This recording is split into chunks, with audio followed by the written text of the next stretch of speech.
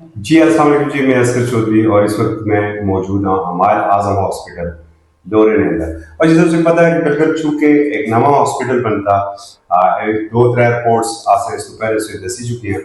आज मेरे नाल मौजूद है डॉक्टर नोमान और डॉक्टर नोमान ने बड़ी अच्छी जड़ा इतना ना एक्सपीरियंस लिया बिलखसूस जनरल फिजिशियन रहने को पूछा नोमान साहब कैसे हैं आप? ईद ठीक गुजर गई आपकी? अल्हम्दुलिल्लाह। अल्लाह का बड़ा करम है और ईद भी अच्छी गुजरी। आप सुनाएं, आप कैसे हैं? जबरदस्त, अल्लाह का करम, बिल्कुल ठीक। ये बताइए कि जो लोरा में अमूमन हमें समझ नहीं आती है कि हमें असल इशू क्या है और ना ही प्रॉपर तरीके से हमें एजुकेट किया जाता है या गाइड किया जाता है। बिलखसूस अगर दो तीन मैं प्रॉब्लम्स की बात करूँ, शुगर जो है वो बड़ी तेजी से फैल रही है और हर तीसरे बंदे को शुगर है। इसी तरीके से बीपी के पेशेंट साइलेंट किलर भी बीपी को कहा जाता है, गैस्ट्रिक है, इस तरह के आपने क्या अंडरस्टैंड किया इस वक्त तक कि मसाइल क्या है और उनका हल क्या है? अच्छा।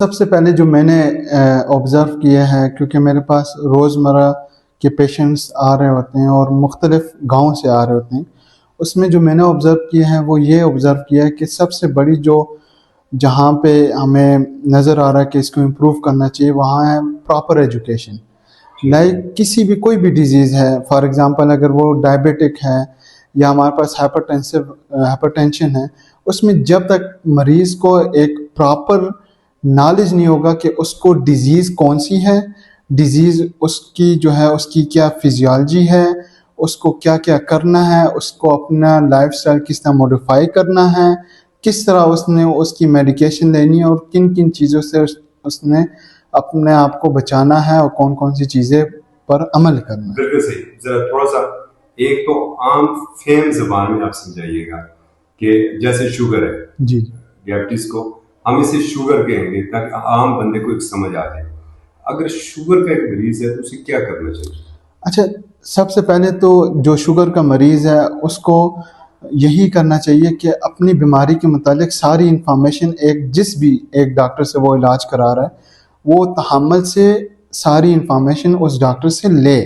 और उस डॉक्टर से सबसे पहले जो शुगर के पेशेंट में जो मैंने देखा है, ऑब्ज़र्व किया है कि वो बस टैबलेट पे चल रहे होते हैं, उनको ये नहीं पता होता कि उन्होंने अपनी लाइफ़स्टाइल किस तरह मॉडिफ़ाई करनी है, उन्होंने अपनी डाइट किस तरह मॉडिफ़ाई करनी है, जिसकी वजह से मसला ये आता है कि मतलब लाइफ हाँ, स्टाइल से मुराद तर्ज जिंदगी। तर्ज ज़िंदगी। ठीक है, जी, जी। उसको किस तरह अपनाना है जी, जी। और डाइट से मुराद कि उसने खुराक क्या रखनी है, बिल्कुल। ये सबसे बड़ा और अहम तरीन सब्जेक्ट है। तो उसको क्या खुराक रखनी चाहिए? अच्छा, सबसे पहले कोई भी अगर हमारा डायबिटिक पेशेंट है, उसको खुराक में जितनी जो मीठी चीज़ें जिसमें शुगर आ गया, कोल्ड ड्रिंक्स आ गए, मीठी चाय आ गई, राइस चावल आ गए, और जो हमारे पास क्या कहते हैं फाइन आटा जिसे हम कहते हैं सफ़ेद रोटी, और बेकरी की चीज़ें, उससे बिल्कुल इज्तनाब करना चाहिए।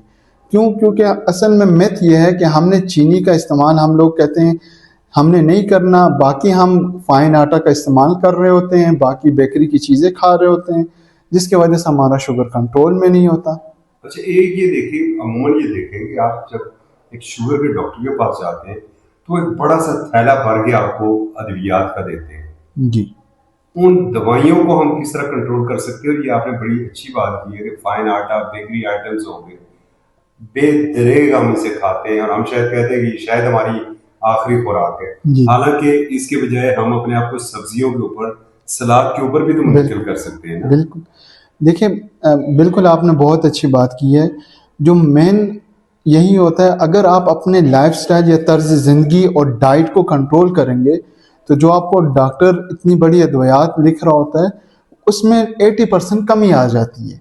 80% कमी। जी जी बिल्कुल, क्योंकि आपका जब शुगर कंट्रोल में होगा तो डॉक्टर को बिल्कुल एक्स्ट्रा मेडिसिन आपको देने की ज़रूरत नहीं होगी। जब आपका डाइट ही कंट्रोल नहीं है, और ये शुगर के मरीजों के जो साइंटिफिक रिसर्च हुआ है वो ये कहते हैं कि अगर आप डाइट को कंट्रोल करें तो 80% आपकी जो शुगर की बीमारी है वो कंट्रोल हो जाती है। आपको कोई एक्स्ट्रा मेडिसिन की ज़रूरत नहीं होती। चंद जो बेसिक मेडिसिन है, आप उन्हीं के साथ ही एक अच्छी ज़िंदगी गुजार सकते और अगर हम डाइट को, खुराक को कंट्रोल नहीं करते, फाइन आटा भी उसी तरह, राइस भी इस्तेमाल, चावल भी इस्तेमाल हो रहे हैं, बेकरी चीज़ें भी हो रही हैं, तो फिर आगे हमारे साथ क्या होगा? हैं। आगे देखिए, जाहिर बात है, जब आप नई चीज़ों पे काबू पा रहे हैं तो आपका एक ह्यूमन बॉडी है, वो कब तक इस चीज़ के साथ कंप्रोमाइज़ करेगी, कब तक इस सिस्टम के साथ आपको लेके चलेगी। अल्टीमेटली वो आपके गुर्दों पे असर डालेगी, अल्टीमेटली आपके जो है आंखों पे, नज़र पे असर डालेगी, अल्टीमेटली आपको हार्ट डिजीज़ होंगी, आपको ज़्यादा स्ट्रोक और सीवीएस जितनी डिजीज़ हैं उसके ज़्यादा चांस होंगे। अल्टीमेटली जो है फिर वो आपका पेशेंट है वो कोलैप्स होगा। डॉक्टर नुमान का ये कहना है कि तुसा अगर अपनी खुराक पर कंट्रोल नया कर रहे, आपनियां इन्हां आदतां की खत्म नया कर रहे, तो फिर तैयार हो गई शाह गुर्दियां ने मामले ची, अखियां ने मामले ची, और ये तुस की अगर बर्दाश्त करें वैसा। इस हवाले से आखिरी सवाल ये है कि पेशेंट आपके पास आए तो आप किस हद तक कबूल है इसके ऊपर? सबसे पहले तो देखिए, हर इंसान जो है वो टिल द डेथ वो लर्निंग के फेज में होता है। कोई भी इंसान अपने आप को 100% परफेक्ट नहीं करता। हाँ, ये है कि अल्हम्दुलिल्लाह मैंने पोस्ट ग्रेजुएशन जो डिप्लोमास किए हैं, इसी वजह से, जो कि मेरे कनाडा से हैं, फैमिली मेडिसिन में, इमरजेंसी मेडिसिन में टेक्सास यूएसए से हैं, इसी वजह से मैंने ये डिप्लोमे किए हैं कि मैं अपने पेशेंट को उन बीमारियों में वो फैसिलिटीज़ दूँ, उस तरह एजुकेट करूँ जो कि एक फॉरनर तर्ज का हमारा अमल होता है। साथ में मैंने रिसेंटली डायबिटीज़ में, स्पेशली डायबिटीज़ में, मैंने 1 मंथ का जो है वो कोर्स वर्कशॉप कंप्लीट किया आगा खान से।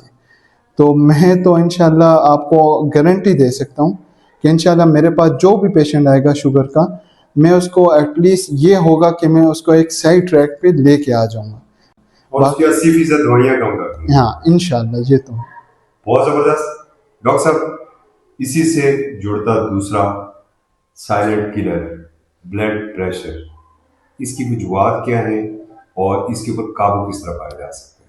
अच्छा, ये भी बहुत एक कॉमन आप डिजीज़ है, और आपने बहुत अच्छे तरीके से इस पे कोशिश किया कि इसके आगाह करें लोगों को। अच्छा, ब्लड प्रेशर 2 किस्म की होती है, एक जिसे हम कहते हैं इसेंशियल हाइपरटेंशन, एक होती है सेकेंडरी। एक ब्लड प्रेशर जो जीन्स की जेनेटिक होती है, जिस तरह के आपके पेरेंट्स को थी, आपके दादों को थी, वो फिर फैमिली रन होती है। जबकि दूसरी जो हमारे पास 90% जो होती है, वो हमारे पास ऐसी हाइपरटेंशन होती है जो आपकी डाइट की वजह से, आपके दूसरे फैक्टर्स की वजह से आपको हो जाती है। दोनों का डिफरेंट जो है वो क्या कहते हैं ट्रीटमेंट होता है। लेकिन यही है कि सबसे पहले कोई भी डिजीज़ है, आप अगर अपने डाइट और लाइफस्टाइल, तर्ज ज़िंदगी को बेहतर करेंगे, इसमें भी शुगर की तरह इसका बहुत ज़्यादा रोल है आपकी तर्ज ज़िंदगी का। आपसे तो सारे ही डॉक्टर, मेडिकल स्टोर वाले, लेबोरेटरीज वाले, ये तो आपके दुश्मन बन जाएंगे, आपसे तो नाराज हो जाएंगे कि आप हर बात के ऊपर तर्ज जिंदगी और खुराक। देखिए बिल्कुल, आपने जो एक एजुकेटेड हो और जिसका फ़र्ज़ ये हो कि जिसने ह्यूमैनिटी को सर्व करना है, मेरे लिए मेरी पेशेंट प्रायोरिटी लिस्ट पे है। तो अगर मेरी पेशेंट की वजह से कोई मुझसे कोई गिला भी करता है तो वो इट्स ओके। लेकिन मेरा अगर पेशेंट मेरी अच्छी लाइन पे, मेरी 1-2 अच्छी नसीहत की वजह से अगर उसकी ज़िंदगी आसान हो रही है, तो ये मेरे लिए सब कुछ है। मतलब हम हो सकते हैं जी, हम अपनी तबाही के जिम्मेदार खुद हैं। बिल्कुल, इसमें मोस्टली हमारा हाथ है। अगर कोई भी क्रोनिक डिजीज़ है, शुगर है, ब्लड प्रेशर है, इसमें ज़्यादातर हमारा ही हाथ होता है, क्योंकि हम अपनी ही कुछ नाअहली की वजह से, कोताहियों की वजह से इस डिजीज़ को फिर जो है बहुत ही क्रॉनिकली कर देते हैं। अगर मैं कहता हूँ नहीं जी ठीक है बीपी है रहने दे, मैं चावल खाता हूँ, मंड के खा रहा हूँ चावल, मोटा गोश्त भी खा रहा हूँ, तो फिर अगला हार्ट अटैक है ना। हार्ट अटैक है, फालिज का अटैक है, आपके पास हेमोरेजिक स्ट्रोक जिसे हम कहते हैं। उसके बाद फिर ये होता है कि पेशेंट पूरी ज़िंदगी, हम कहते हैं ना कि बेड रिडन हो जाता है, मोहताज हो जाता है।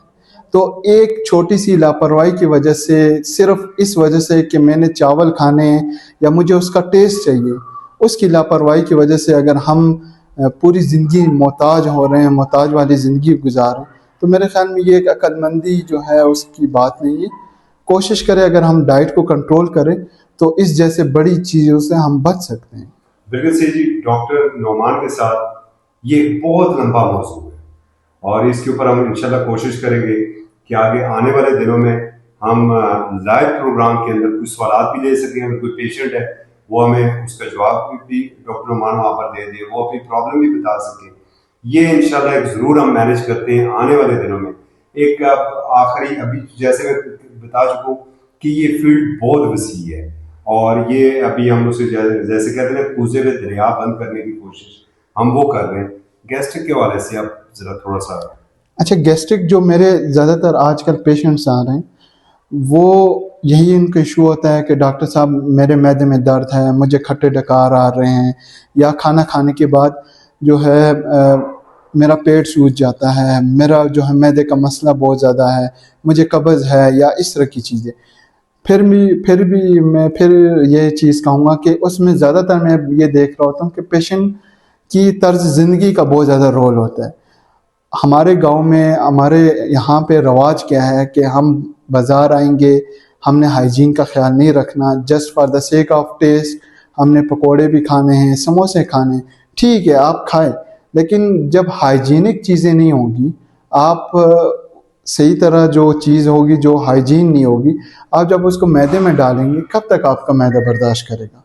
अल्टीमेटली ये आपका मैदा जो है उसमें ज़ख़म जो है प्रोड्यूस करेगा। फिर उसके बाद जो है आपकी जो है पूरा जो गैस्ट्रोइंटेस्टाइनल ट्रैक है वो डिस्टर्ब होगा। दूसरी हम में जो बुरी वो ये है कि हम खाना खाने के बाद जल्दी लेट जाते हैं। लाइक हम वॉक नहीं करते, हम जो है सेटल नहीं होने देते उसको, और हम एकदम लेट जाते हैं। तो जब लेटेंगे तो ऑफ कोर्स आपका मैदा जो है उस पर बर्डन आएगा, डाइजेशन नहीं होगी, फिर आपको यही मसले होंगे। बिल्कुल सही। जो लुबे लबाब और जो इसमें से मैंने निकाला है कि ये जो तीनों बीमारियां हैं ये हमारी अपनी वजह से हैं, हमारी कोताहियों की वजह से हैं। तर्ज ज़िंदगी को थोड़ा सा हम दुरुस्त कर लें और अपना लाइफ स्टाइल जिसे कहते हैं, और साथ ही डाइट्स मतलब खुराक, तो यकीनन हम सेहतमंद रह सकते हैं। और सेहत एक नियामत खुदा होती है। अस्कर चौधरी को इजाज़त दीजिए।